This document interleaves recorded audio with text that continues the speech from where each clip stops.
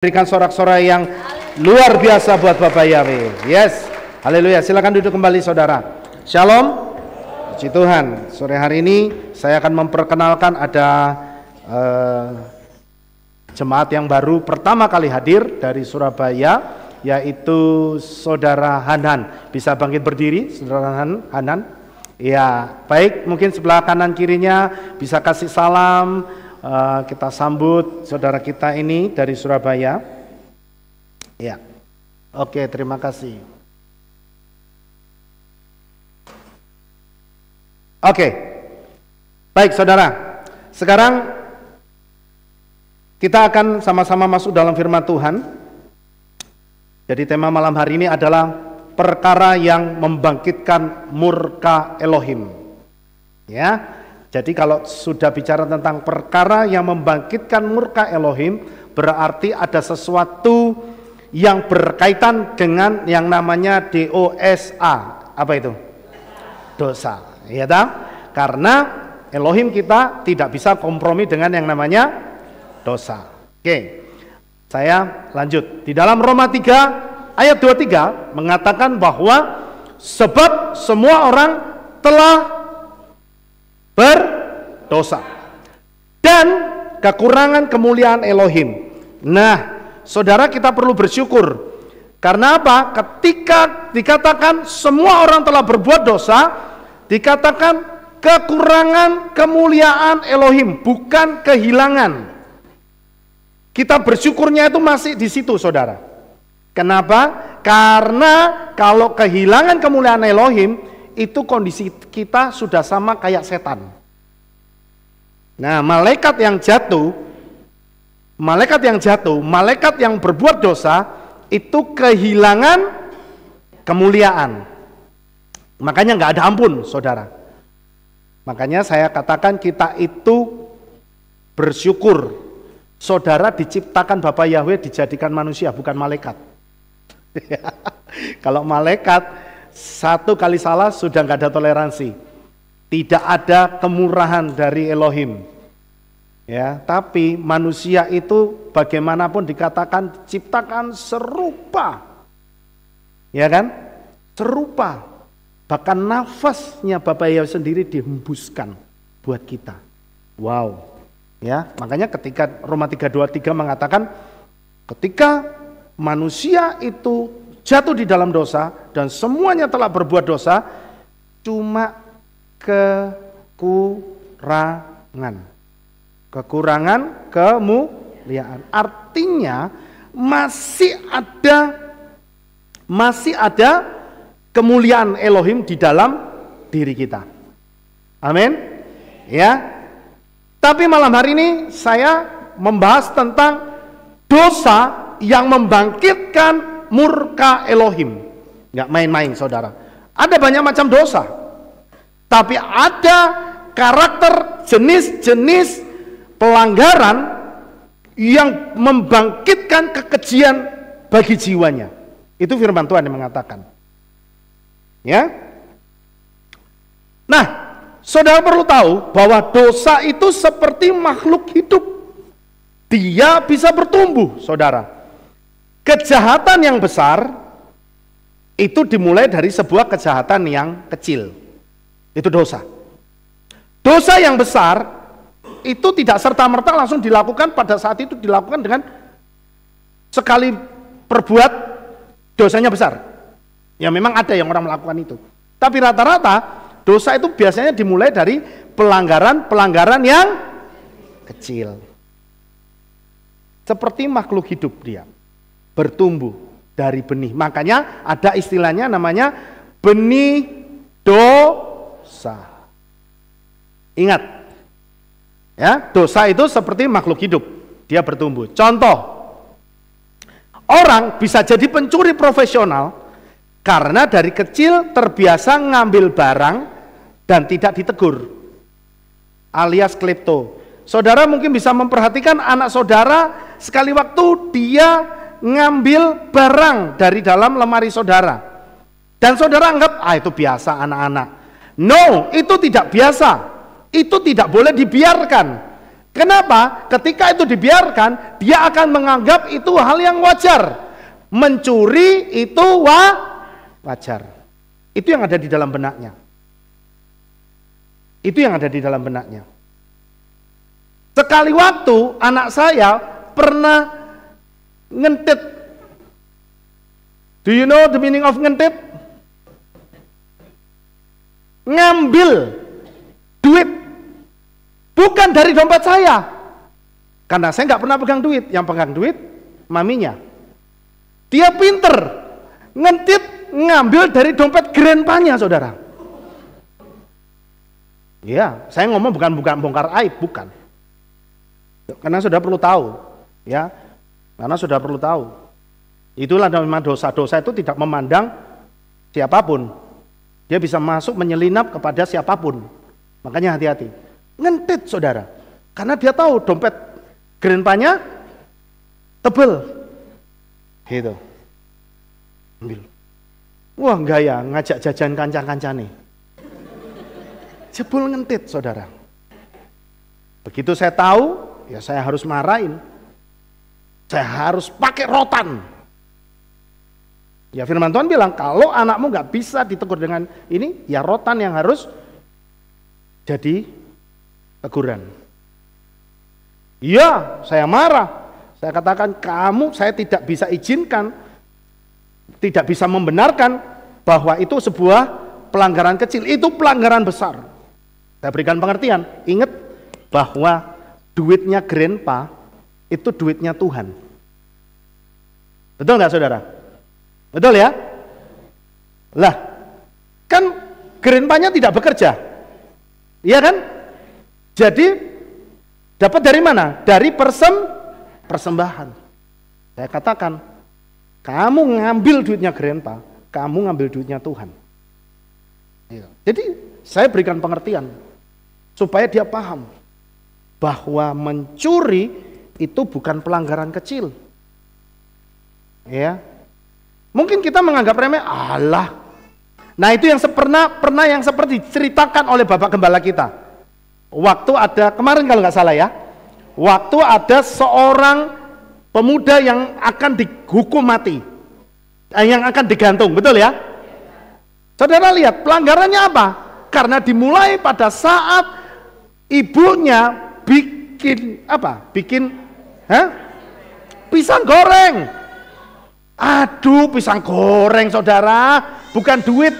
Pisang goreng mengambil siji, makan. Remeh ya, receh kelihatannya ya. Tapi dari situ caranya setan masuk. Dari situ caranya setan masuk. Saudara lihat, orang bisa jadi pemerkosa karena apa? Karena dari awalnya sering atau pernah nonton film porno dan terbiasa melakukan tindakan pelecehan, namun dibiarkan karena dianggap masih anak-anak. Ya, saya perlu kasih tahu ini supaya ini menjadi sebuah kebiasaan yang benar di dalam hidup kita, di dalam keluarga kita. Saya selalu kasih tahu kepada anak-anak saya. Ya, maminya juga kasih tahu. Ingat, ya, baik yang laki-laki mau yang perempuan. Kalau yang laki-laki saya ngomong kami itu kalau biasa kalau ketemu kan selalu shalom, cium pipi kiri, gitu. Saya nggak tahu tiba-tiba anak saya itu ada yang mau cium mulut. Saya bilang, maminya, oh no, nggak boleh cium mulut, ya kan? Tidak boleh, cium mulut itu tidak boleh. Ya, kami kasih pengertian bahwa itu tidak baik, ya, itu tidak boleh dilakukan kepada sembarang orang, begitu. Ya, jadi kalau saudara hati-hati nih. Kadang-kadang, oh nggak apa-apa. Jangan sampai biarkan anak saudara ketemu sama temennya, oh cium, nggak boleh. Meskipun masih kecil, itu bukan sesuatu yang lucu. Karena itu akan menimbulkan sebuah pengertian di dalam dirinya. Kalau cium temennya itu wajar. Tapi di luar negeri itu nggak apa-apa. Yo biarkan di luar negeri, biarkan luar negeri. Tapi itu tidak boleh. Ya saya nggak heran kenapa di luar negeri orang anak umur 17 Saudara lihat ya, anak perempuan rata-rata di sana umur 17, mereka dilindungi oleh hukum negara di Amerika. Kalau umur 17, anak perempuan tidak boleh, kalau nggak salah, tidak boleh dilarang, maksudnya tidak boleh dilarang tidur di rumah temannya atau bagaimana begitu. Itu kalau sampai orang tuanya melarang, itu bisa dituntut. Gila nggak? Jadi diberikan kebebasan. Ya. Nah, kembali ke sini. Orang bisa jadi pemerkosa karena ya itu tadi, nonton film porno gitu ya. Apalagi zaman sekarang. Saya katakan, saudara harus ekstra ketat memfilter anak-anak saudara di dalam memberikan handphone. Amin, saudara. Ya, ayo kita belajar sama-sama, saudara. Karena itu celahnya sangat besar, celahnya itu sangat besar, filternya itu sangat besar. Ya, lubangnya filter itu loh sangat besar kalau kita nggak hati-hati. Ya, saya berikan anak saya HP, tapi maminya selalu memberikan filter. Ya, jadi ketika dia buka HP, maminya tahu dia sedang buka apa. Gitu. Itu ada programnya, saudara. Dan sampai jam berapa? Saya batasin anak saya itu satu hari kamu boleh main HP 3 jam. Dulu 5 jam. Ya, tapi saya lihat, oh ini kok nggak baik. Jadi saya kurangin 3 jam. Selebihnya kamu mau aktivitas, mau main basket kayak mau main musik, boleh. Tapi khusus untuk main HP 3 jam satu hari. Nah, hati-hati saudara. Kadang-kadang kita lihat banyak sekali kejadian-kejadian di luar sana, anak-anak SD sudah manggil temannya, sudah ngaku sama orang tuanya kalau punya pacar. Gila nggak? Ya kan? Sudah berani terang-terangan ngaku sama orang tuanya, ini pacarku, aku pacaran sama itu, dan kayak biasa gitu ngomongannya ya. Dan itu juga melanda anak-anak saya. Cerita itu loh mam, si itu pacaran sama itu. Nah, kasih pengertian. Ya, bahwa itu belum waktunya, itu belum tepat. Ya. Jadi siapapun saudara di sini, saya kan wis tua loh, itu juga berlaku bagi cucu saudara. Amin. Amin saudara. Ya, itu berlaku bagi cucu saudara. Saudara juga bertanggung jawab untuk menjadi seorang pendidik bagi anak-anak dan cucu saudara. Karena dari situ celah dosa itu masuk. Kecil memang pertama, kecil nggak kentara. Tapi dosa itu namanya, dosa itu seperti makhluk hidup. Dia bertumbuh, makin hari makin besar.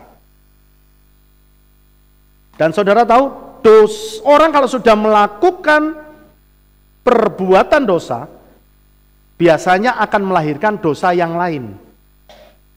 Contoh, ketika kita berbohong, ketika kita melakukan tindakan kejahatan, misalkan mencuri, orang kalau mencuri, itu ditanyain kira-kira ada yang ngaku enggak? Enggak ada. Kamu ngambil duitnya? Enggak. Gitu kan? Gitu.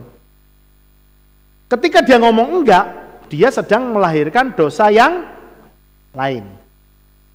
Nah itu saudara.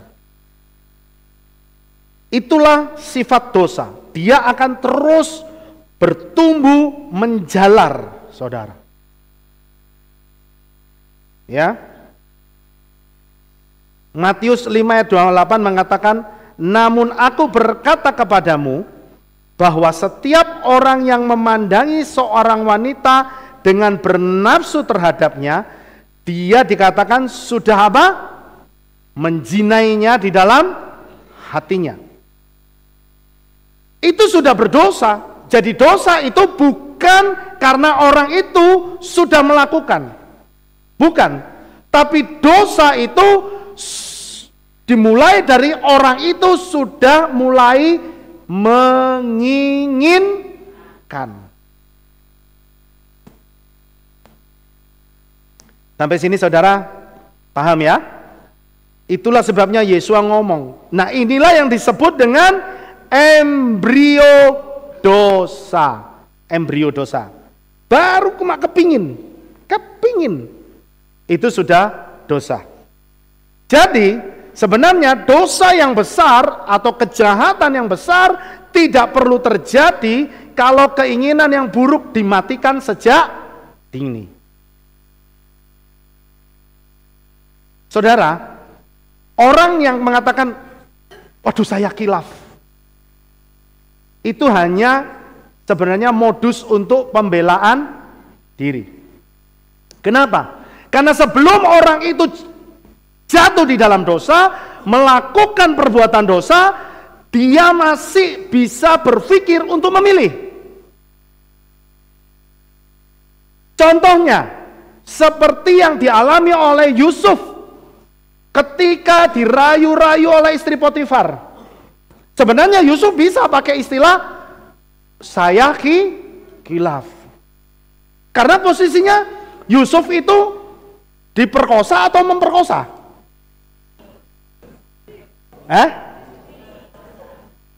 Diperkosa atau memperkosa?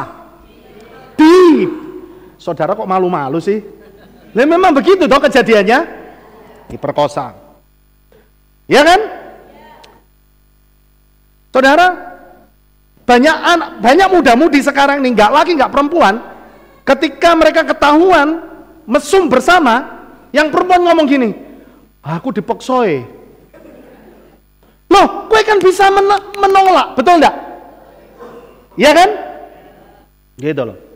Yusuf pun sama, gitu loh. Dia meskipun dalam kondisi terjepit, dia bisa mengambil keputusan. Aku mau atau aku lari.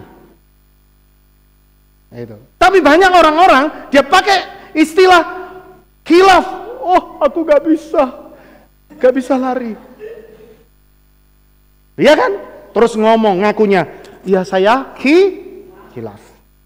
Makanya saya katakan itu modus untuk pembelaan. Lain halnya kalau orang itu maaf, ya biasanya korbannya perempuan. Memang dia diperkosa, dia tidak punya kekuatan untuk melarikan diri. Betul ya? Seperti yang kasusnya kemarin yang masih hangat ini ya. Itu kan ada seorang perempuan diperkosa rame-rame. Ya toh, itu memang tidak bisa menolak. Artinya dia tidak mau gitu loh. Bukan berarti dia mau gitu loh.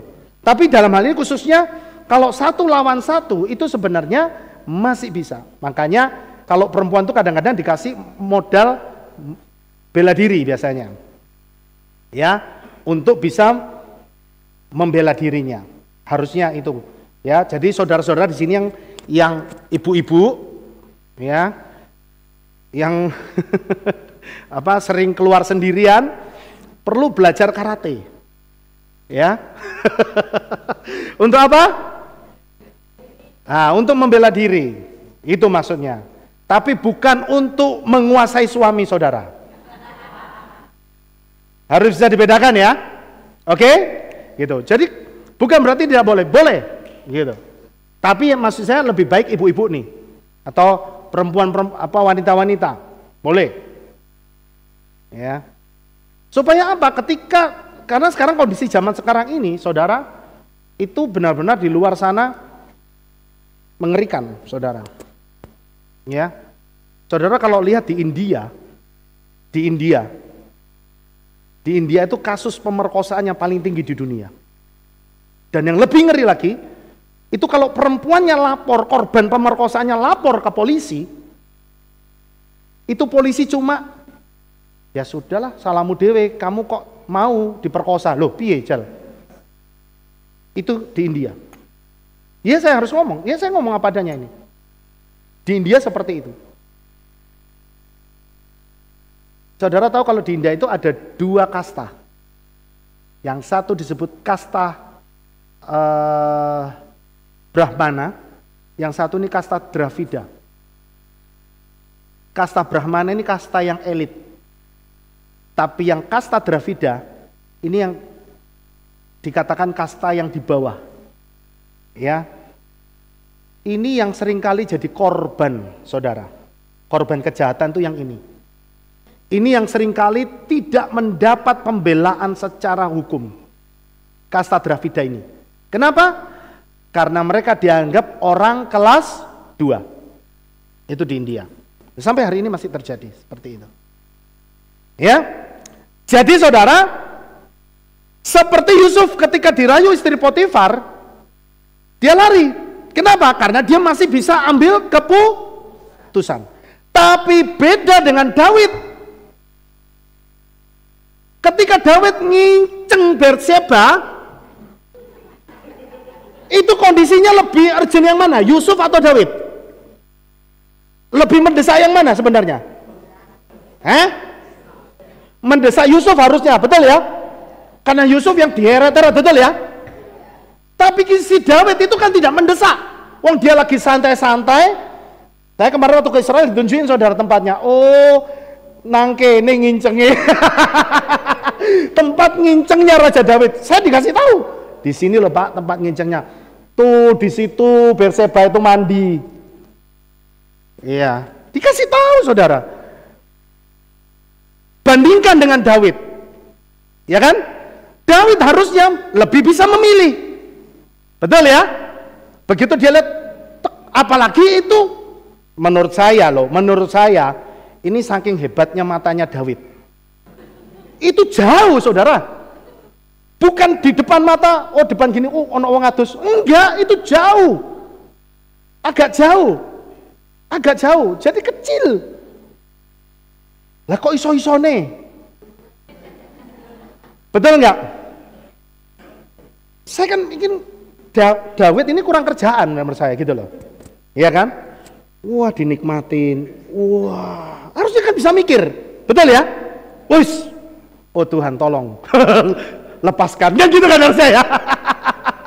Harusnya begitu kan Daud ya? Enggak. Mungkin dia, oh Tuhan, tolong saya. Tapi sambil ngene. Lepaskan saya dari cobaan ini. Tapi ditonton terus.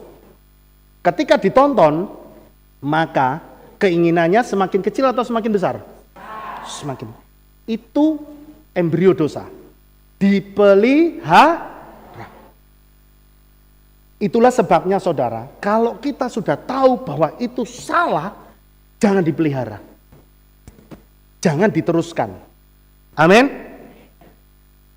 Kalau saudara sudah tahu bahwa ngosoin orang lain itu tidak baik, sesuatu yang negatif maksudnya, jangan diteruskan. Amin. Gitu. Kalau sudah tahu bahwa memendam kepahitan itu tidak baik, jangan diteruskan. Saudara sedang memelihara dosa. Dosa itu yang menghalangi mujizat Tuhan terjadi dalam hidupmu. Ya, karena apa? Dosa. Kenapa kok kita diajarin praktek hukum Loa? Ingat nih, ini saya kupas lagi nih. Ketika kita diajarin entah itu bentuknya afirmasi, 55 kali 5, 369, hopo, pono. Gitu? Coba perhatikan. Kan kadang kita yang cuma kita ingat itu kalau umpama contoh 55 kali 5, oh berarti nulisnya 55 kali 5 kali. Loh, enggak berhenti di situ, saudara. Setelah engkau menulis itu, enggak berhenti di situ. Apa yang saudara harus lakukan? Bersihkan hati dan pikiran saudara. Jaga hati dan pikiran. Kalau engkau punya masalah sama orang lain, selesaikan. Begitu. Makanya kenapa banyak orang melakukan praktek hukum Loa dan tidak berhasil. Karena mereka tidak memperhatikan yang satu itu. Itulah yang disebut dengan mereka memelihara yang namanya dosa. Oke? Gitu. Nah, dosa itu kayak kanker. Saya katakan tadi seperti makhluk hidup kan. Dosa itu juga kayak kanker, saudara. Dia akan menjalar kemana-mana. Coba saudara perhatikan. Kalau ada orang yang kena sakit kanker, kankernya dipotong, tapi akarnya tidak dimatikan. Akarnya nih tidak dimatikan. Ya, maka yang terjadi kanker itu akan semakin ganas. Akan semakin ganas. Ya, begitupun dengan manusia. Dosa atau pelanggaran yang dilakukan oleh kita. Sekali kita berbuat dosa, kemudian bertobat, minta ampun sama Tuhan, tapi kalau tidak menjaga pertobatan itu, maka sekali waktu ketika jatuh melanggar lagi, maka pelanggaran yang kita buat akan lebih jahat dari sebelumnya.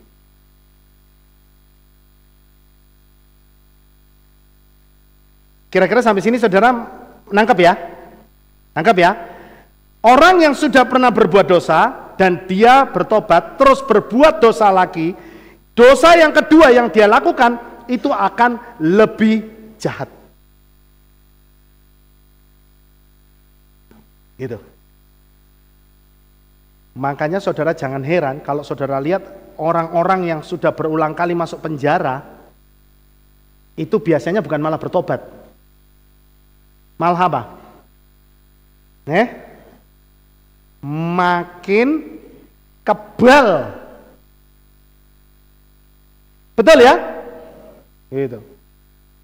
Penjahat itu, pencuri itu kalau sudah ditangkap, dia tidak bertobat, dia melakukan lagi, tangkap lagi, masuk penjara bolak-balik. Wes namanya apa itu saudara? Apa itu orang Jawa ngomong? Tuman roso. Bener gak? Iya kan? Tuman roso. Artinya orang sudah kebas. Ya, sama kalau saudara itu jalan. Kenapa kaki saudara itu ngapal? Ngapal. Tebel ya. Karena yang nempel terus dengan tangannya itu kan kaki kita toh. Lama-lama pasti tebel ya. Coba kalau saudara juga jalannya pakai tangan, mesti tangan saudara yang tebel. Betul kan? Betul ya? Gitu. Itu sama. Itu juga kalau saudara itu sudah dikasih tahu tidak bertobat, lama-lama saudara itu pasti juga tebal. Yang tebal apanya? Mukanya. Yang tebal mukanya. Betul ya? Makanya orang dibilang kalau orang itu diomongin tidak kena, itu pasti ora tau isin. Gitu. Ya. Sekarang berikutnya. Saya katakan kenapa? Maka dia akan berbuat lebih buruk dari yang sebelumnya. Kenapa? Kenapa bisa demikian? Karena begini saudara, itu ada ayatnya. Karena setan yang masuk lebih dari satu. Yang tadinya cuma satu, ketika orang ini bertobat, setannya keluar. Ketika orang itu balik lagi, berbuat jahat lagi, yang masuk setannya berapa?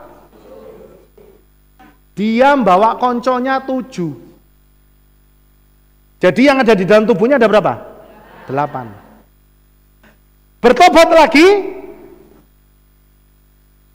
setannya keluar.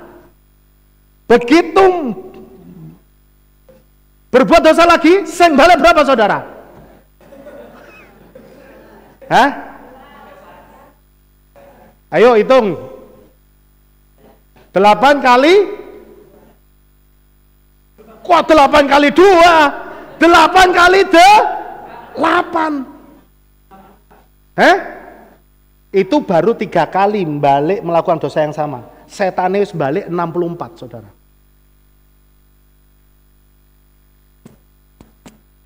Ini bukan saya yang ngomong. Ya kan? Tuh tak tunjuk ayatnya. Ketika roh najis keluar dari manusia, dia mengembara ke tempat-tempat tandus untuk mencari perhentian. Dan ketika tidak menemukan, dia berkata, aku akan kembali ke rumahku yang dari sana aku telah keluar. Dan setelah tiba dia mendapatinya tersapu bersih dan tertata rapi. lalu ia pergi dan mengajak berapa? 7 roh lain. Berarti 8 ya? Gitu. Yang lebih jahat dikatakan. Bukan yang jahatnya podo. Yang lebih jahat. Dan setelah masuk ia tinggal di sana dan pada akhirnya orang itu menjadi lebih buruk daripada awalnya. Itu yang saya katakan tadi. Makanya kalau orang itu bisa jadi pemerkosa yang profesional karena dia dari kecil dibiarkan. Gitu. Oh enggak apa-apa, masih anak-anak. Toh nanti sudah gede hilang. Oh enggak. Gitu. Ya. Seperti itu saudara. Nah, kata dosa itu di dalam bahasa Ibrani disebut khata. Apa saudara? Khata. Terdiri dari 3 huruf. Chet, tet, dan alef. Huruf apa saudara? Chet, tet, dan alef. Artinya mis. Mis itu meleset. Meleset. Jadi bukan deviated, tapi miss. Kata itu miss begitu, miss. Meleset sedikit. Cuma 0,01 mungkin. Gitu. Jadi kalau sasarannya itu seperti orang memanah, itu yang paling tepat itu yang titik merah di tengah biasanya, betul ya? Titik merah tengah. Itu cuma miss sedikit. Gitu, cuma keluar sedikit dari titik merah. Itu namanya meleset. Nah itu yang dikatakan dosa. Cuma meleset sedikit loh. Arahnya juga sudah sama. Arahnya sama nih. Ke titik merah. Golnya ke titik merah. Cuma meleset keluar dari titik merah sedikit. Gitu. 0,1. Itu sudah dikatakan apa saudara? Dosa. Sampai sini paham ya saudara ya? Nah hari-hari akhir ini saya kasih tahu, hati-hati. Banyak pengajaran-pengajaran yang meleset. Miss, arahnya sama. Arahnya sama kepada Bapak Yahweh. Tapi ada hal-hal yang kadang-kadang kita nggak sadar itu tidak sesuai firman dimasukkan. Dan itu jadi sebuah kebenaran. Kita anggap sebagai sebuah kebenaran. Itu miss, baru cuma miss. Tapi itu sudah dosa. Saya katakan, Tuhan kompromi nggak dengan dosa? Tidak. Chet atau kata, 3 huruf. Chet, tet, dan alef. Saudara perlu tahu ya, saya tidak catat di sini. Tapi kata chet itu dimaknai atau digambarkan seperti pagar hurufnya itu. Atau dimaknai pagar, itu chet. Kemudian tet itu keranjang yang di dalamnya isinya ular. Itu tet.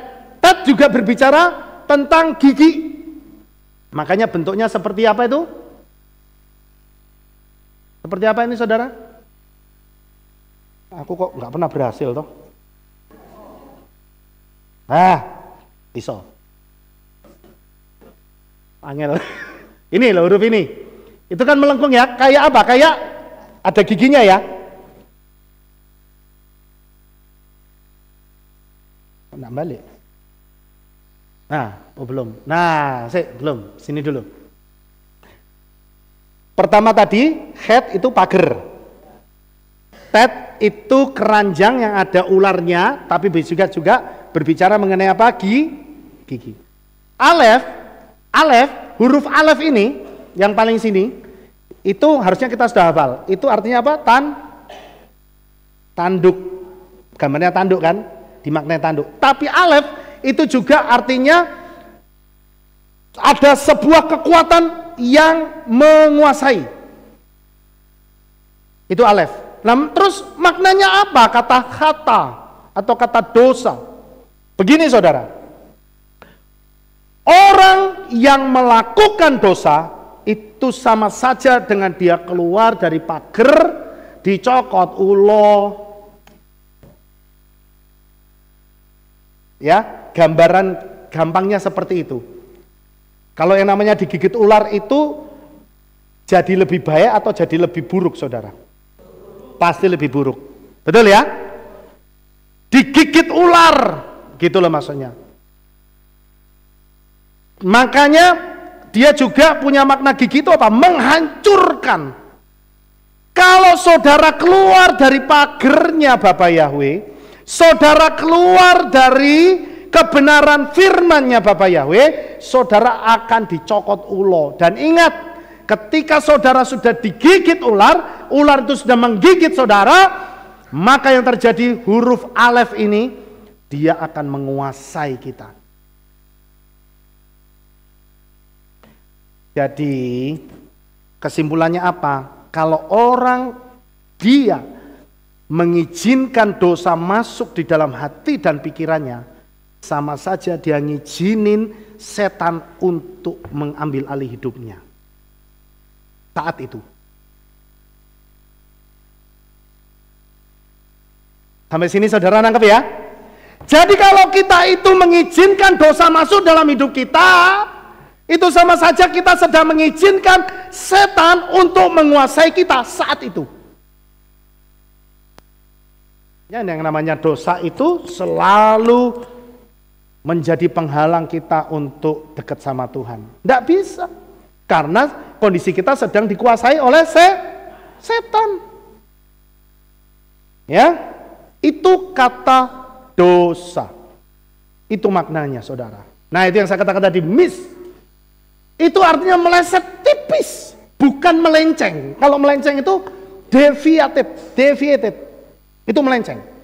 Tapi kalau itu cuma sedikit, saudara. Toleransi harusnya alas titik lah. Harusnya nggak masalah kan begitu. Tapi saya kasih tahu saudara, justru itulah triknya setan untuk mengambil alih saudara dari cengkeraman tangan Tuhan. Dari yang apa? Yang sedikit itu. Contoh begini. Kita adalah orang yang rajin datang ibadah. Sekali waktu, saudara memutuskan, minggu itu rasa tekolah. Kira-kira itu sebuah kejahatan bukan? Bukan. Saya katakan, cuma tidak datang ibadah loh. Kelihatannya bukan kejahatan. Ya kan? Beda kalau saudara nggak datang ibadah terus saudara berangkat berjudi. Nah, itu salah ya. Nggak saya datang ibadah karena saudara melakukan dosa. Itu sudah jelas. Ini cuma nggak bisa datang ibadah. Ya. Mungkin karena apa? Ada saudara yang dari jauh datang. Nggak bisa datang ibadah. Sepele nggak? Sepele. Kan saudara bisa ngomong, Tuhan ampuni ya, nanti minggu depan saya datang. Minggu depan saya datang. Ingat, sejak itu terjadi, sebenarnya itu sedang bergeser sedikit itu sama. Pengertiannya. Meleset setitik. Sampai sini paham saudara ya? Itu cara setan. Minggu depan sama. Nggak bisa datang lagi. Gara-gara apa? Macet mungkin, gitu ya. Nah, itu Mario kasih contoh. Macet. Udah macet, telat akeh, wis percuma wis. Gak usah. Pulang wae. Saudara, itu sudah sebenarnya saudara sedang memberi kesempatan untuk setan bikin meleset sama saudara. Jadi caranya setan tuh gesernya tuh nggak langsung jauh begitu tiba-tiba, aku kok dosanya segini? Enggak. Dari sedikit demi sedikit. Lama-lama saudara ngomong gini, kan live streaming di rumah juga bisa. Nggak usah datang ibadah. Ya kan? Ditanyain, kok kamu sekarang gak pernah kelihatan? Aku tetap datang ibadah kok. Lah di mana aku gak pernah lihat kamu? Live streaming. Tak kasih tahu saudara ya, hati-hati. Iya, itu cara setan. Saya nggak tahu apakah orang yang ngomong saya live streaming itu live streaming betulan, atau dia live streaming sambil piknik. Maksudnya begini, saudara, dia live streaming di rumah. Tapi ya kalau orang yang benar-benar ikut live streaming, dia akan ikut ibadah seperti ibadah kita di sini. Shema Yisrael dia ikut, sampai dia terima birkat kohanim. Betul ya?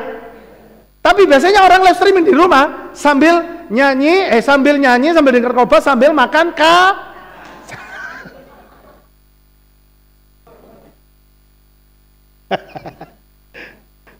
ya kan? Loh, kalau saudara makan kacang, minum ronde, memang ada yang tahu? Nggak ada yang tahu. Hanya Tuhan yang tahu. Loh iya kan? Tapi saudara ngomongnya, oh saya live streaming. Itu bukan live streaming, itu piknik. Iya. Gitu. Tapi itu cara setan, saudara memang. Cara setan untuk supaya saudara itu miss dari sasaran. Nah, itu yang dilakukan oleh setan. Geser, artinya cuma geser sedikit. Setan cuma ngomong, "Alah, mengono tok wae lho." Ya kan? Nggak bisa datang, nggak apa-apa. Minggu depan masih ada. Nggak apa-apa. Wes gak usah dipikirin. Santai wae. Gitu. Itulah caranya setan menggeser kita untuk semakin hari semakin jauh. Makanya jangan heran ya, selalu banyak contoh ketika orang mulai diberkati, dia sudah semakin diberkati, semakin dia sukar datang sama Tuhan. Kenapa? Karena orangnya mulai sibuk. Semakin diberkati, semakin dikurangin pelayanannya. Karena apa? Karena semakin sibuk. Maaf ya Tuhan, saya mau ngejar karir dulu nih. Saya kasih tahu, saya lihat banyak anak-anak Tuhan jatuh di situ. Ya, makanya saya sering pesen sama teman-teman, partner-partner para pelayan Tuhan. Ayo, nek semakin diangkat Tuhan, ojo semakin ngilang. Tapi memang dilema kadang-kadang, saya juga tidak bisa memberikan solusinya. Ya, nah kalau saya ditanyai, nek aku saiki gak kerja, ojo bisa ngasih kerjaan. Wah, piye Jal? Repot juga saudara ya. Enak nek kok jem ngomong gitu kan, seolah-olah. Meskipun tidak ada yang ngomong gitu sama saya, nggak ada. Ya, tapi saya bisa memahami gitu. Ya, tapi hati-hati. Saya cuma bisa berpesan. Itulah cara setan untuk menjauhkan kita dari Tuhan. Itu yang disebut dengan dosa. Nah, cara setan membuat manusia jatuh ke dosa yang dalam adalah dengan membuat nyaman hidup dengan dosa. Kalau saudara berbuat dosa sekali, itu biasanya belum terjadi apa-apa, saudara. Kayak nggak ada sesuatu yang terjadi. Apa ketika kita berbuat dosa sekali terus tiba-tiba saudara disambar petir? Duar gitu? Enggak. Ketika kita mulai melakukan sebuah kejahatan sama orang lain, entah itu mungkin menipu orang lain, mungkin saat itu kita belum mendapatkan apa-apa. Kayak biasa aja nggak ada apa-apa. Dan memang itu caranya setan untuk supaya dibikin nyaman. Saya suka kasih contohnya adalah tentang datang beribadah, itu yang paling gampang. Ya. Oh, nggak datang ibadah nggak apa-apa kok, saya tetap toko saya rame, nggak apa-apa kok ternyata ya. Oh Tuhan itu baik loh. Itu. Lama-lama perasaan untuk tidak datang ibadah itu jadi hilang. Perasaan untuk tidak nyaman kalau tidak datang ibadah itu jadi nyaman akhirnya. Kalau sudah merasa nyaman untuk tidak datang, nah itu setannya sudah berhasil. Makanya papi itu selalu ngilengke. Saya masih ingat berkali-kali papi itu ngilengke. Kalau saudara itu dalam 1 minggu saja tidak datang ibadah dan saudara merasa nyaman, hati-hati. Hati-hati. Ya kan? Hati-hati. Hati-hati saudara. Berarti saudara mulai nyaman dengan dosa. Nah, itu ada ayatnya. Yakobus pasal 1 ayat 15 mengatakan begini. Selanjutnya, keinginan yang telah mengandung itu melahirkan apa? Dosa. Kayak yang dilakukan oleh si Daud. Karena dia melihat dan kepingin, ya. Saya tanya saudara, lihat perempuan cantik boleh nggak? Boleh ya.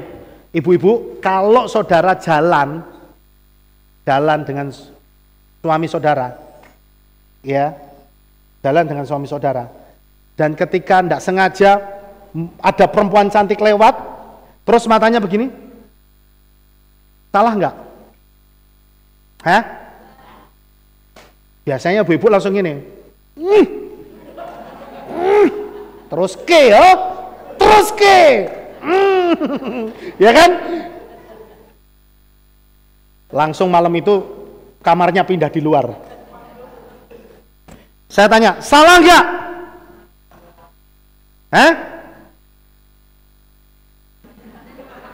Saya tanya, bapak-bapak salah nggak? Gak wani jawab. Tak kasih tahu. Kalau melihat itu tidak salah. Loh memangnya terus begitu ada wanita cantik, wah Tuhan tolong Tuhan, gitu? Kan konyol toh? Ya sudah, lihat saja. Sebatas lihat. Ojo direkam. Paham Bapak Ibu? Yang menjadi salah itu adalah bapak-bapak tidak bisa membedakan antara setelah melihat direkam. Ini bapak-bapak kalau lihat perempuan cantik itu memang kelemahannya suka merekam. Begitu. Nah, ketika itu direkam itu yang sudah itu menginginkan. Ya, ini kalau saya begini, ada perempuan cantik lewat, ya sudah, cukup lihat, oh ya cantik sudah, wes nggak usah dilihat terus sampai gini. Kan ada yang begitu ya, lihat terus sampai gak sadar wes gini. Gak usah, cukup lihat, oh ya sudah.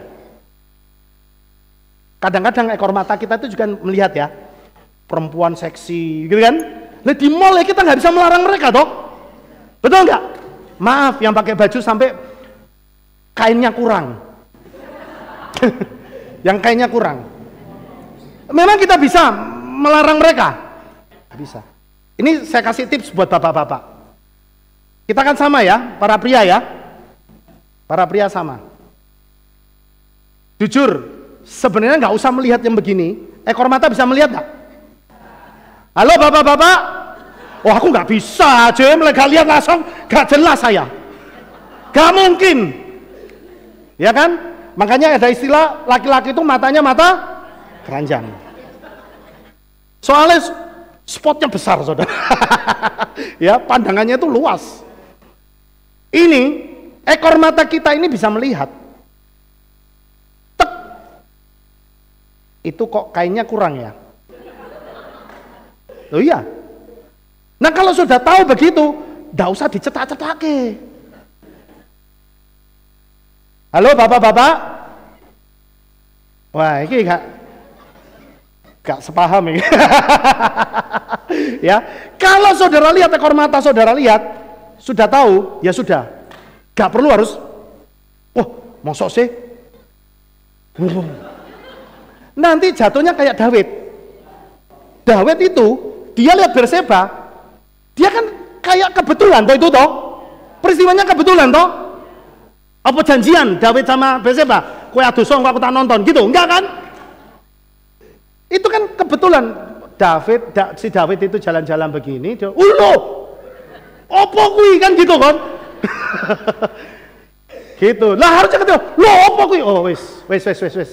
Selesai, wis, tutup. Gitu kan, selesai. Tapi kalau masalahnya David nggak begitu gitu, "Wah, opo?" Langsung tambah diperjelas. Ya. Sampai sini nangkap ya? Gitu. Itu yang disebutkan melahirkan dosa. Gitu. Dan dosa yang digenapkan melahirkan apa, saudara? Kematian.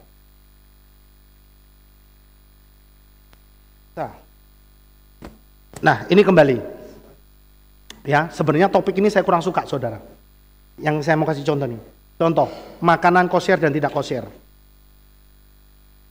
Ya. Saya katakan itu memang bukan dosa yang mengakibatkan kematian secara roh kita. Tapi itu kematian akan dosa yang mengakibatkan kematian secara tubuh kita. Paham, saudara? Ya. Makanya firman Tuhan tuh ngajarin kita supaya nek kue mangan sing resik. Supaya apa? Supaya tubuh kita itu umurnya Amin. Gitu.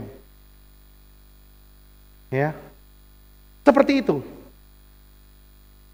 Dan hari ini saya terus terang masih belajar dan saya terus masih mengurangi banyak hal.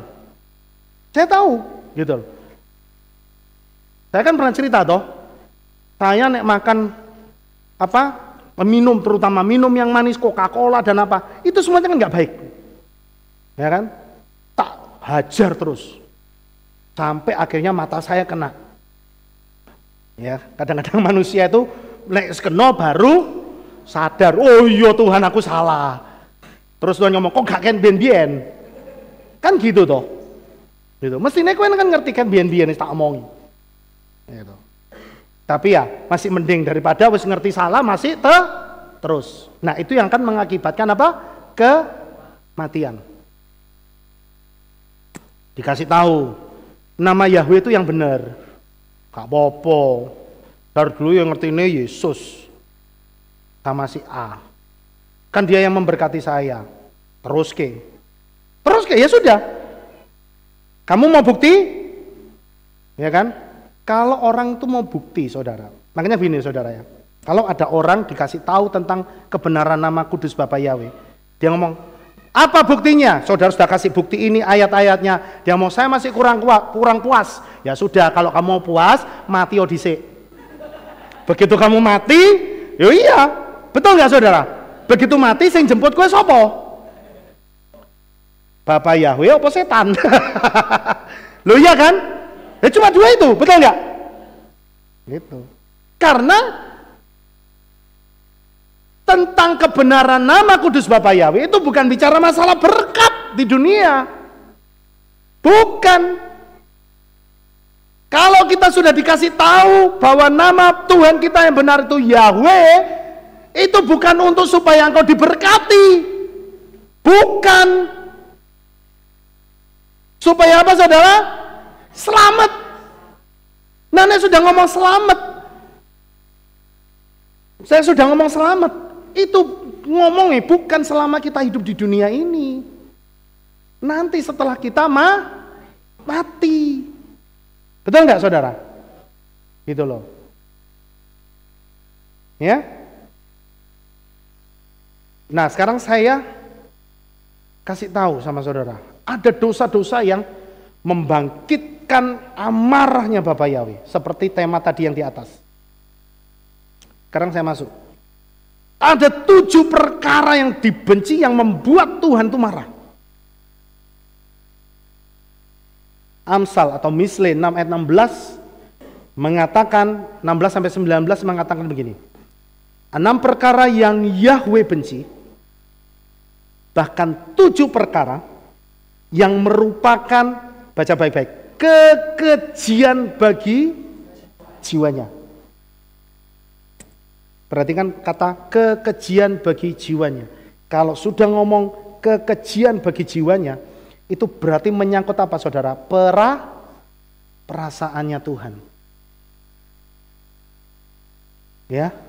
Jadi kalau sudah ngomong tentang kekejian bagi jiwanya, itu sudah menyangkut perasaannya Tuhan. Gemes kalau lihat saudara kayak gitu maksudnya. Apa? Ini Amsal 6 ayat 16 mengatakan, satu, dikatakan pandangan mata yang sombong. Apa itu pandangan mata yang sombong? Memandang orang lain, melihat kehidupan orang lain, itu lebih rendah. Itu yang dikatakan sombong. Ya, pandangan mata yang sombong. Melihat tetangganya, mek ngono tok ya iso aku. Itu sudah kekejian. Tuhan benci sama orang yang kayak gitu. Alias gak mau kalah. Nanti lihat tonggone apa panas. Tuku TV kayak ngono yang gayi. Ya kan? Besok saudara beli bukan TV lagi, layar tancap dibeli. Pasang depan rumah. Itu yang namanya pandangan mata yang sombong. Saudara pernah lihat enggak ada orang yang memandang orang lain begini? Ketika ketemu terus begini. Pernah lihat enggak? Hah? Itu kekejian di hadapan Tuhan. Ya. Nek saudara melihat orang lain enggak perlu sampai begitu. Amin? Halo? Saudara nggak sadar mungkin kalau itu nggak baik, saudara. Ya, kalau saudara ketemu orang, yang saudara lihat apanya? Matanya. Itu yang benar. Nggak usah lihat. Kalau saudara sudah begini itu sudah saudara sama saja dengan screening. Bajunya merek apa? Celananya merek apa? Oh, sandalnya Swallow. Se apik nak aku. Ardiles. Ini bukan nganu ya, bukan apa? Bukan endorse, bukan. Contoh aja. Dilihat. Hati-hati saudara. Iya. Nek dia pakai barang sing lebih apik sama dari saudara, biasanya saudara akan lebih panas. Tapi nek dia pakai barang yang lebih murah dari saudara, saudara akan merasa apa? Jumawa. Benar enggak bahasaku ya? Jumawa itu apa? Wow. Cek apik nak aku. Gitu. Itu kekejian loh di hadapan Tuhan. Jadi kalau kita itu yang mengakibatkan kita menilai orang selalu dari penampangnya. Makanya kalau orangnya sudah pakai baju jelek, kita sudah nggak terlalu menghargai dia. Nanti kalau orang itu bawa mobil, wah kita sambut di depan rumah, sampai yo. Ada toh yang begitu? Banyak. Ya kan? Nek ketemu orang yang yang kata berpangkat, salamannya sampai iya Pak. Siapa. Tapi begitu yang kondisinya di bawahnya dia, nah malah pura-pura nggak kenal, lebih bahaya lagi, ya kan? Lebih jahat lagi. Itu kekejian loh di hadapan Tuhan. Bukan saya yang ngomong. Ini firman Tuhan. Amin. Ini ngajarin kita untuk apa sih? Supaya kita itu memandang orang lain itu sama. Mau orang itu miskin, mau orang itu kaya, semua kita perhatikan dan kita kasihi dengan kasih yang sama. Amin. Amin Bapak Ibu. Ya, gak usah pandang siapa dia. Kedua, lidah dusta. Orang yang suka bohong itu Tuhan gemes. Ya, makanya saya ngajarin anak saya supaya jangan bohong. Saya selalu ngomong, papi ini paling gak seneng nek kamu bohong, saya bilang gitu. Saya itu paling marah kalau anak saya berbohong sama saya. Saya bilang, kamu melakukan kesalahan, kamu ngomong. Memang papi akan marah, papi mami akan marah, papi mami akan kasih konsekuensi sama kamu. Tapi papi akan lebih jauh menghargai kamu. Gitu. Ya. Saudara, jangan sampai kita punya kebiasaan berbohong. Sepele loh kelihatannya berbohong itu. Tapi itu yang bikin kekejian di hadapan Tuhan. Karena firman Tuhan bilang, kalau iya katakan iya. Ya, tapi ini bohong, aduh nggak bisa dipercaya saudara. Saya kalau sudah dibohongin sama orang, ya, saya sudah dibohongin sama orang, saya nggak bisa percaya. Tukar untuk saya bisa percaya. Ya. Apalagi kalau di dalam hubungan bisnis. Ya. Apalagi dalam hubungan bisnis. Kalau sudah sekali berbohong, ya sudah. Sekali itu saja hubungannya. Ya. Oleh sebab itu, ayo peliharalah mulut kita supaya mulut kita itu yang keluar bukan bohong atau dusta, tapi yang keluar itu adalah memberkati orang lain. Amin. Biarlah mulut kita itu bukan jadi racun buat orang lain, tapi mulut kita itu bisa jadi berkat, menguatkan orang lain, memberkati orang lain. Ya. 3, tangan yang menumpahkan darah orang yang tidak bersalah. Itu kekejian di hadapan Tuhan. Contohnya apa saudara? Memanfaatkan kelemahan atau kebaikan orang.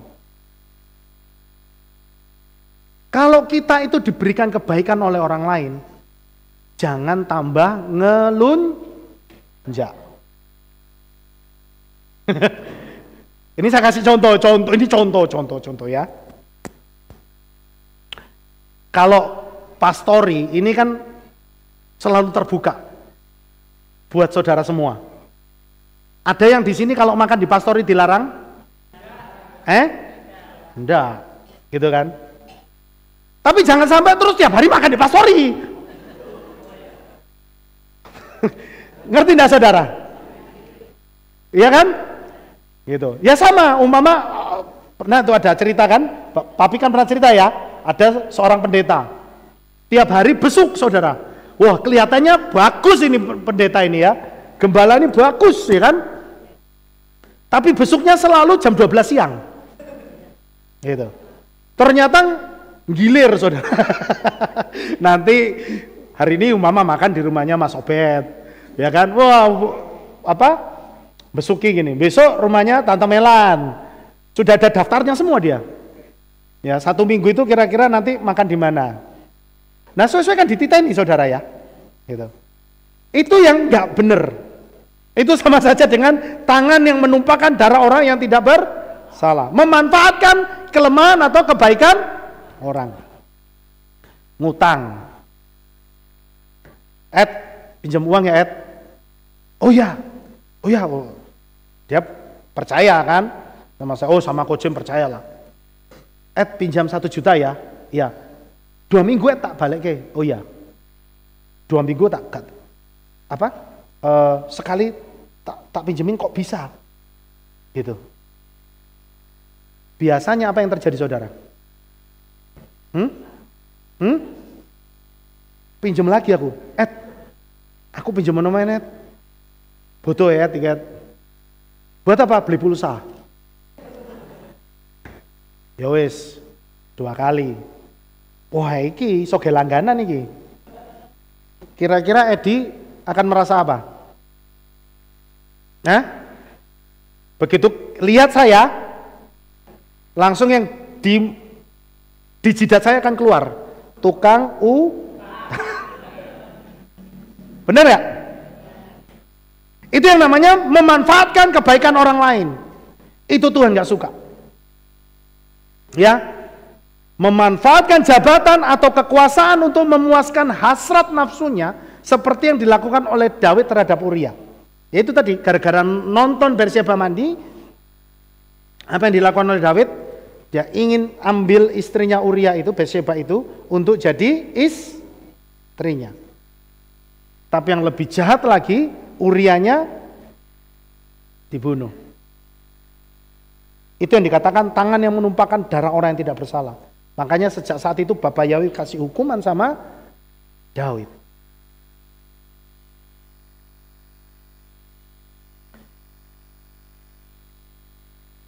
Kalau ada ayatnya di dalam Matius pasal 5 ayat 41. Kalau tidak salah, saudara bisa baca. Kalau ada orang lain yang mengajak engkau berjalan 1 mil, apa yang saudara lakukan? Jalanlah 2 mil. Kalau ada orang lain yang berbuat baik kepada engkau, maka engkau harus berikan kebaikan 2 kali lipat. Artinya kamu harus berbuat lebih baik lagi. Amin. Jangan malah dimanfaatkan. Gitu. Tapi balas kebaikannya lebih lagi. Amin. Gitu. Itu yang Tuhan Yesus ajarkan. Bahkan bukan hanya orang yang berbuat baik kepada kita, kepada orang yang berbuat jahat kepada kita pun kita harus berbuat baik, itu kan maksudnya. Keempat, hati yang membuat rencana-rencana jahat. Orang yang sampai punya rencana jahat di dalam hatinya, itu biasanya termotivasi oleh sesuatu. Ya, contoh, Saul itu dia bisa sampai ingin membunuh Daud. Karena apa, saudara? Karena dia takut posisinya digeser. Ya. Padahal kalau Saul tidak perlu melakukan itu, Saul akan menikmati hidup yang berkelimpahan sampai usia tua. Kenapa? Saul itu tidak akan tergantikan sebenarnya. Biasanya raja itu akan tergantikan kalau dia mati. Betul ya? Kan begitu kan? Beda kalau dari presiden harus pemilihan. Tapi kalau raja itu tunggu mati baru yang generasi berikutnya. Itu sebenarnya seperti itu. Tapi Saul mikirnya nggak begitu. Yang ada di pikiran Saul, wah gawat. Ini kalau dibiarkan aku yang kegeser. Ya. Makanya saya ngomong sama seluruh pelayan Tuhan, teman-teman pelayan Tuhan. Ayo kita sama-sama melayani Tuhan, ojo sikut-sikutan. Yang penting tulus wae melayani Tuhan. Semua ada berkatnya sendiri-sendiri, amin. Ya, begitupun saudara, dalam berbisnis, tidak usah takut dengan saingan bisnis saudara. Kenapa? Percayalah. Janji Bapak Yahweh, kalau kita itu setia, saudara tetap dibela. Amin? Ya. Kita itu tetap dapat pembelaan khusus loh dari Bapak Yahweh. Ya. Karir saudara, gak usah takut kalau ada saingan saudara. Yang penting saudara lakukan bagian saudara dengan benar, tidak perlu menyerang, tidak perlu berusaha menjatuhkan. Saudara tetap berdiri di posisi saudara, saudara lakukan yang terbaik. Bapak Yahweh menyertai saudara dan saudara akan selalu jadi pemenang. Yes. Gitu. Kelima, kaki yang bergegas lari menuju kesalahan. Maksudnya apa? Mudah terprovokasi oleh perkataan orang lain atau keadaan, sehingga ikut dalam kelompok yang salah. Ini yang namanya kaki yang bergegas lari menuju kesalahan. Sumbu pendek. Nanti ada pengajaran dari mana sana. Wah, ini kelihatan yang benar. Nanti lihat lagi pengajaran sana. Oh, yang ini yang benar. Jadi nggak jelas, saudara. Makanya nggak pernah tertanam. Tumbuhan itu kalau baru tumbuh dicabut, pindah. Baru tumbuh lagi cabut, pindah. Kira-kira dia bisa bertumbuh sehat enggak? Yang ada jadi apa? Bongkeng. Mati lama-lama. Ya, tahu bongkeng saudara? Saya nggak tahu di sini apa istilahnya bongkeng itu, pokoknya kalau itu harusnya tanaman itu jadi besar, aku kontet, ya, gitu. Jadi, ya itu karena cabut, nanti cabut itu sama. Makanya kenapa saya ngomong saudara, ayo kita itu sudah ditanam di sini, saudara nggak perlu cari lagi di luar. Percayalah, Papi sebagai gembala kita, dia akan kasih makanan yang terbaik buat kita. Amin. Begitupun juga saudara yang live streaming, subscriber. Kalau saudara menemukan bahwa di sini saudara dapat makanan yang terbaik, percayalah. Gitu loh. Nggak usah lagi bingung, oh hari ini saya mau makan di sini, besok bosan kalau makan di sini lagi, makan di sana. Saya kasih tahu, kalau saudara makan di luar terus, hari ini makan KFC, besok McDonald, besok lagi terus makan yang begitu, sehat enggak? Sehat enggak? Enggak sehat. Yang enggak sehat apanya? Kantongnya. Betul enggak? Jajan terus. Hari-hari akhir ini saya kasih tahu ya. Ini mumpung saya masih ingat. Dikit lagi bisa ya saudara ya. Hari-hari akhir ini saya kasih tahu anak-anak kita. Saya pesan, enggak usah jajan di luar. Saya nggak mau nyebut merek ya, nanti pokoknya yang model-model apa, kopi, susu soda, susu itu, teh, yang kemasan-kemasan itu loh, tahu ya, gitu ya, yang di mall-mall itu banyak, gitu ya, yang sekarang lagi populer viral, saya katakan jangan. Kenapa? Karena itu akan merusak ginjal. Karena semua yang mereka pakai itu pengawet. Saudara tahu, hari-hari ini itu di luaran sana ternyata disurvei anak usia 11 sampai 18 tahun itu banyak yang sudah cuci darah. Selidik punya selidik, karena itu hampir tidak mau minum air putih. Nanti kalau ndak es teh, itu minuman yang, ya itulah pokoknya ya.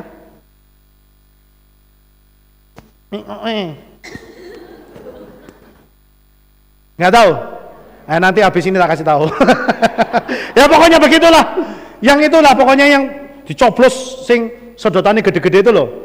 Ya, minuman boba-boba. Ya pokoknya sejenis itu. Saya ngomong berhenti yo. Ya, berhenti oh saudara, anak-anak muda. Benar saya ngomong, supaya tidak menyesal. Kenapa? Kalau sudah cuci darah, itu selamanya.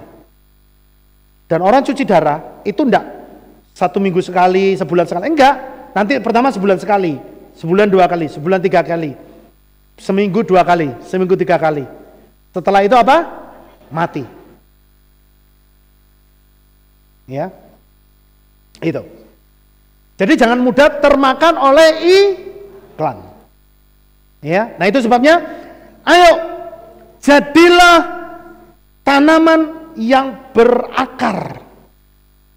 Saudara itu dipilih oleh Bapak Yahweh, ya, dipilih oleh Bapak Yahweh untuk datang di tempat ini. Saudara ditanam.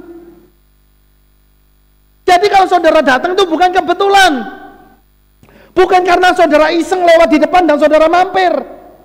Tapi Tuhan tuntun saudara, Bapak Yahweh tuntun saudara untuk saudara datang beribadah sing setia di sini. Amin.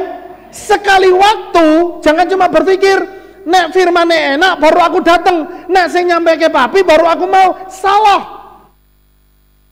Ini bukan saya ngomong gini terus gara-gara saudara, oh si khotbah Jameson. Bukan itu maksudnya. Ya, siapapun yang, artinya begini, jadilah jemaat yang setia itu begini saudara. Kadang-kadang kita akan terima firman Tuhan yang nggak enak, betul nggak? Tapi sing namanya domba, sing namanya domba, kalau dia dikasih rumput yang enak, nggak enak, makan nggak? Harus makan. Opo domba itu dikasih rumput sing nggak enak, terus ngomongin, rumput mana? Mbok kira-kira kalau itu McDonald. Begitu domba? Enggak. Firmane enak, gak enak, lek wis. Betul? Supaya apa? Supaya saudara sehat. Amin? Itu yang Rasul Paulus ngomong. Nek maunya cuma dikasih permen terus, suwe-suwe apa? Diabetes. Betul nggak saudara? Lu iya kan? Tapi sekali waktu saudara dikasih makanan yang pahit, sing keras, supaya apa? Sehat. Amin. Yuk, seorang saksi palsu yang mengembuskan kebohongan itu kekejian di hadapan Tuhan. Maksudnya apa? Jadi penebar hoax karena dilandasi kebencian atau ingin menjatuhkan orang lain yang dianggap lawan. Ini kekejian loh saudara. Mengerikan. Dan ini juga melanda banyak anak-anak Tuhan. Bahkan saya katakan pendeta-pendeta di luar sana. Nah ini yang saya katakan tadi, saya sindir. Arahnya sama. Tapi cuma diplesetin sedikit. Gitu. Saudara nangkap ya di sini ya. Nangkap ya. Hati-hati. Makanya saudara nggak usah campur-campur dengan pengajaran yang lain. Jangan. Bagaimanapun makanan yang sehat itu makanan yang dibuat di rumah sendiri. Amin. Ya. Menjadi penebar hoax itu berdosa besar di hadapan Tuhan. Orang yang menimbulkan pertengkaran antara saudara jadi provokator, pengadu domba. Orang yang jadi provokator itu biasanya tujuannya untuk apa? Mengambil keuntungan dari perpecahan itu. Ya. Orang yang jadi provokator itu menang dua sisi, saudara. Paham maksudnya? Orang yang tukang ngedu, ini biasanya orang yang sampai dia provokasi ini nggak sadar kalau dia itu diadu biasanya. Dia sadar diadu, dia kan nggak mau terprovokasi. Karena dia nggak sadar kalau dia diprovokasi, makanya dia mau diadu. Nah, biasanya yang jadi provokator, ini saya contohkan mama saya provokator. Ini si A sama si B. Saya ngomong sama si A. Si B itu sebenarnya sama kamu dia enggak suka loh, dia punya sakit hati sama kamu. Oh mosok iya, dia ngelek-ngelek kamu. Ini wah gini. Wah si A kurang ajar si B. Saya ngomong sama si B. Si A itu dia juga sakit hati sama kamu loh. Dia begini, dia enggak suka sama kamu loh. Dia itu mau menyerang kamu. Si B akan ngomong apa? Wah ini kurang ajar si A ini. Terima kasih ya buat infonya ya James. Oh iya. Di mata dua orang ini, saya seolah-olah jadi apa saudara? Jadi malaikat. Betul enggak? Enggak mungkin si B sama itu. Wah kamu provokator. Itu kalau orangnya ngerti. Nah orang yang enggak ngerti. Wah terima kasih ya kamu sudah kasih info sama saya. Maka si A sama si B ketemu langsung breng. Betul ya? Breng. Begitu dua-dua sudah pecah, sing guyu sapa? Saya sing guyu. Terus saya ngomong sama si A sama si B. Tuh kan, bener toh? Si A kaya ngono. Saya ngomong lagi sama si B. Bener toh si A kaya ngono? Oh iya, memang kamu tuh temanku. Saya akhirnya jadi teman yang dipercaya, saya memperalat dia, saya mempengaruhi dia. Itu yang namanya saya ambil keuntungan. Jahat gak? Itu kekejian di hadapan Tuhan. Jangan sampai itu terjadi dalam hidup kita. Amin. Kalau di medsos banyak orang-orang yang begitu, kita jangan mau ikut-ikutan. Yang penting kita sudah beritakan firman, kita beritakan nama kudus Bapak Yahweh, lihat dia adu ajak debat, tinggal ngalih. Amin. Nah kalau gitu, kalau tadi itu ada 7, saya tidak melihat dosa-dosa yang, maksudnya perkara lain-lain yang membuat Tuhan itu sampai murkanya bangkit. Ya, selain yang 7 itu, yang saya lihat di Amsal. Kemudian apa toh yang disukai oleh Bapak Yahweh? Tentu kan ada hal yang disukai oleh Bapak Yahweh ya. Ya kan? Apa? Yeremia 9 ayat 23 sampai 24. Ini ayat terakhir. Beginilah Yahweh berfirman, biarlah orang bijaksana tidak bermegah atas kebijaksanaannya. Dan biarlah orang kuat tidak bermegah atas kekuatannya. Biarlah orang kaya tidak bermegah atas namun dia yang bermegah, biarlah dia bermegah atas hal ini, yaitu bahwa dia mengerti dan mengenal bahwa akulah Yahweh yang melakukan keadilan, dan karena aku menyukai hal-hal ini. Maksudnya apa sih ini semua? Begini saudara, kalau saudara diberkati, ojo jadi sombong. Kalau saudara itu pintar, jangan jadi sombong. Karena orang yang namanya manusia selalu banyak jatuhnya dalam hal ini. Kalau sudah jadi orang kaya, jadi sombong.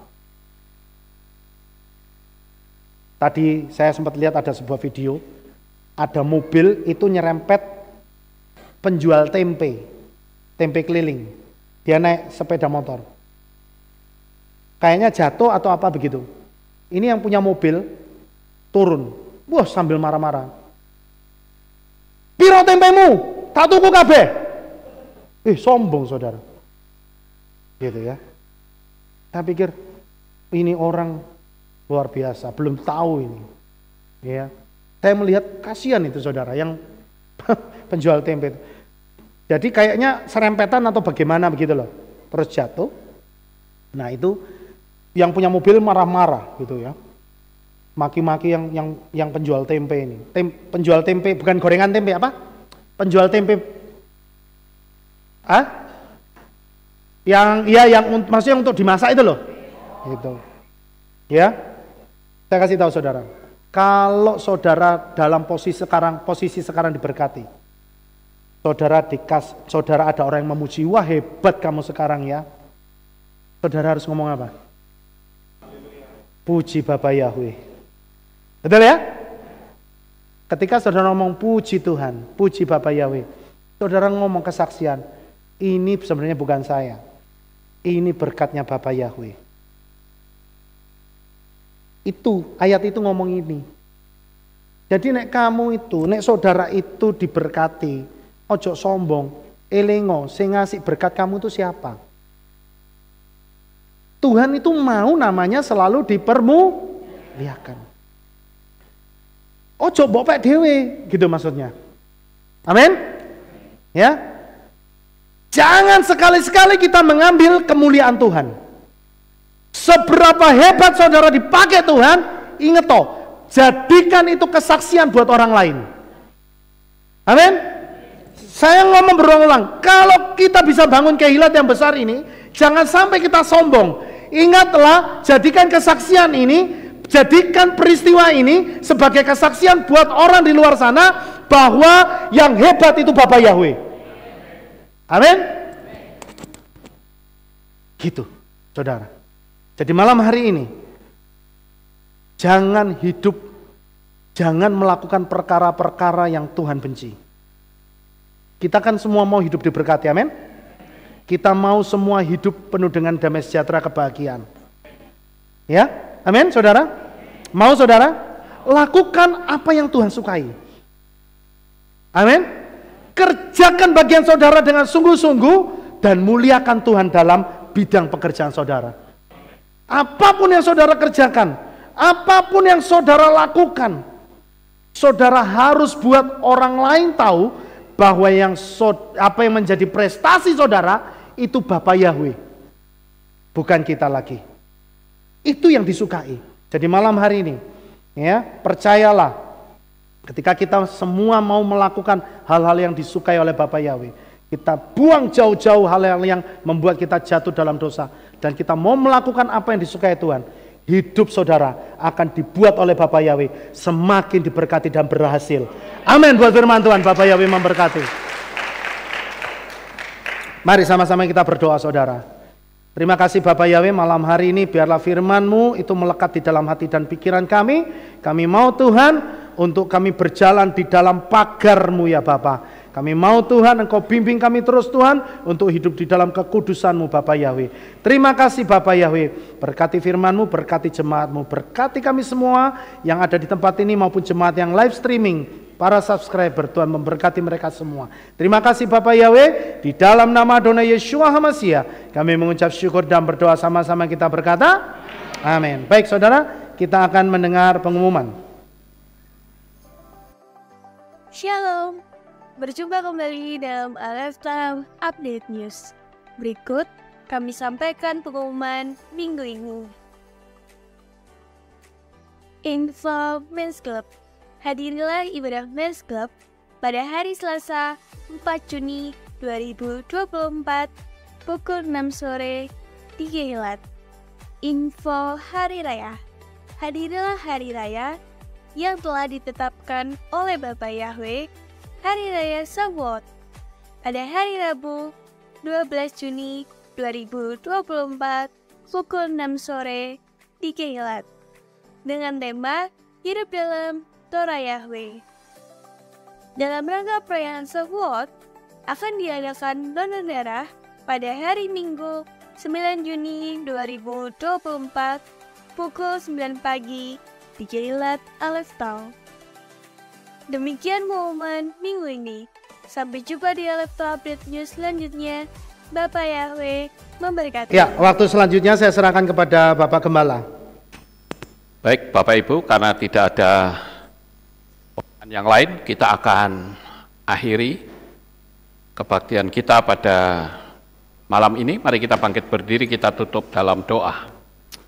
Terima kasih Bapak Yahweh, selesai sudah ibadah kami dari awal, pertengahan sampai pada akhirnya. Bentar lagi anak-anak-Mu akan kembali pulang ke rumah mereka masing-masing. Jaga lindungi, peliharakan mereka sampai di rumah dengan selamat. Pertemukan kembali pada jam-jam ibadah mendatang di dalam ikatan tali kasih-Mu.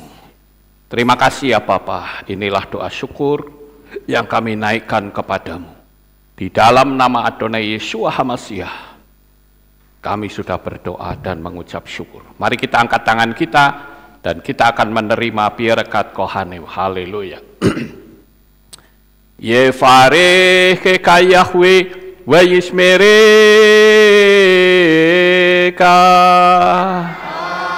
Amin. Ken yehi rotso. Yair Yahweh panau eleka vihuneka.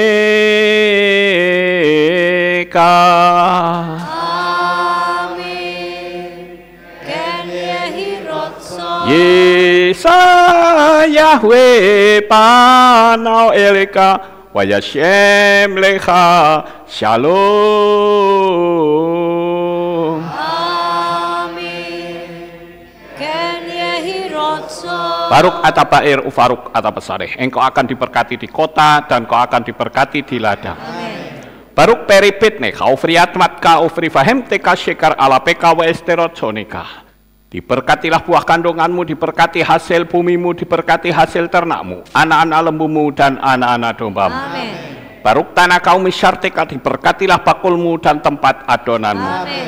Baruk ata baboy kau faruk ata petseteka, dan kau akan diberkati pada waktu engkau masuk, dan engkau akan diberkati pada waktu engkau keluar. Amin. Baruk ata Yahweh Elohenu melek haolam, besem Yeshua HaMashiach wa ruach hakodes kile olam faet. Kami sudah berdoa dan mengucap syukur. Haleluya. Haleluya.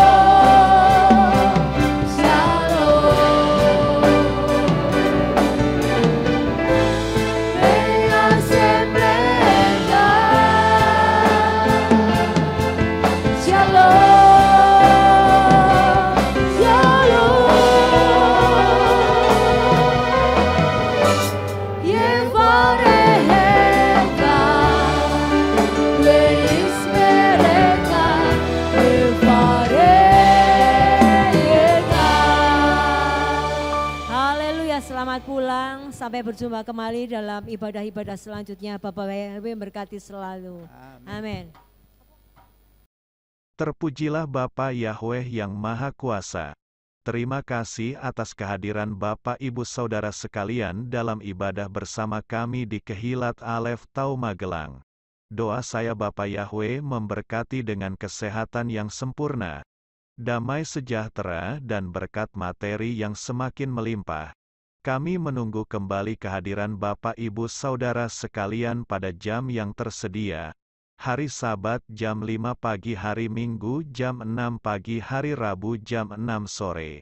Siap sedialah sebagai mempelai Hamasiah untuk menyambut kehadiran mempelai pria kita yaitu Adonai Yeshua Hamasiah di awan-awan yang permai. Amen lehitraot. Shalom, sampai jumpa kembali.